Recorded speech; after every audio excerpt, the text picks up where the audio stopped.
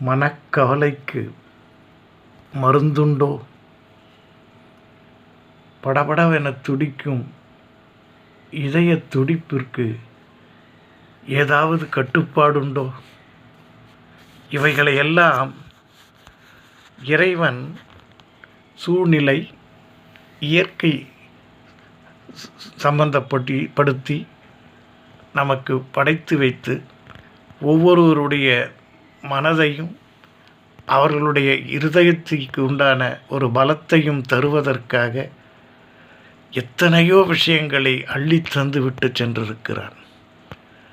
எப்பொழுதும் ஒருவன் கவலைப்பட்டுக்கிட்டே இருந்தான்னா அவன் இதயத்துடிப்பு வேகமாக துடித்து அதனுடைய ஆயுட்காலம் குறைய ஆரம்பிச்சிடும். அப்போது நாம் ஏன் கவலைப்படணும்?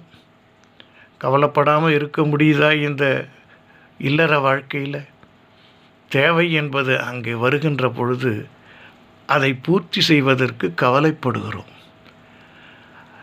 அதே போல் அந்த கவலை மிகுகின்ற பொழுது ஒரு படபடப்பு வருகிறது.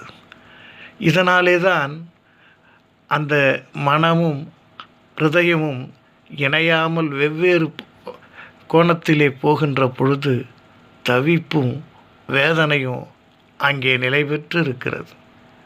அப்படிப்பட்ட வாழ்க்கையைத்தான் இறைவன் நமக்கு கொடுத்தானா? மனம் ஏன் ஏங்குகிறது? ஏக்கத்தை ஏன் அங்கே வெளிப்படுத்தினான்? நாம் நிறைவற்ற தன்மையிலேயே இருக்கிறோம். நிறைவு என்பது நமக்கு கிடைத்துவிட்டால் மனம் எப்பொழுதும் கவலைப்படாது.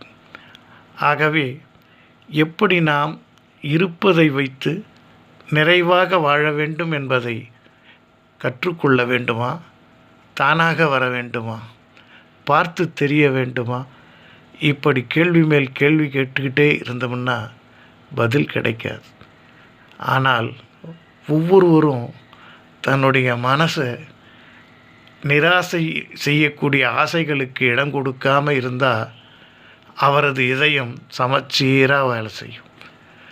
எப்பொழுது ஒரு பாதிப்பு வருகிறதோ, ஒரு குறை என்பது நமக்கு தெரிகிறதோ, இதயம் துடிக்க ஆரம்பிச்சிடும். அப்போ தான் நோய் நொடி எல்லாம் நம்மளை அண்டும். அப்படிப்பட்ட சூழ்நிலையை வளர்ப்பது நாமா இல்லை நம்மை படைத்த இறைவனா? இறைவன் கொடுத்தான். இப்பிறவியில் இவ்வளவுதான் நமக்கு என்பதை அறிவுறுத்தினான். ஆனால் நாம் அதற்கு மேலே தேடுகின்ற பொழுது மனம் தடுமாறி வேதனை உண்டாகி இருதயத்தை பாதிக்கின்ற அளவிற்கு சூழ்நிலைகள் வந்து விடுகிறது. ஆகவே ஒவ்வொருவரும் தேவை என்பதை அளவிட்டு வாழ பழகிக்கொண்டால் மனமே திருக்கோயில், மனிதநேயம் அதில் தெய்வம், கண்களே திருவிளக்கு, காண்பதெல்லாம் பேரொளியே. இந்த வார்த்தை அத்துடன் மட்டும் போகாது. நற்குணமே அருட்செல்வம் என்று அது முடியும்.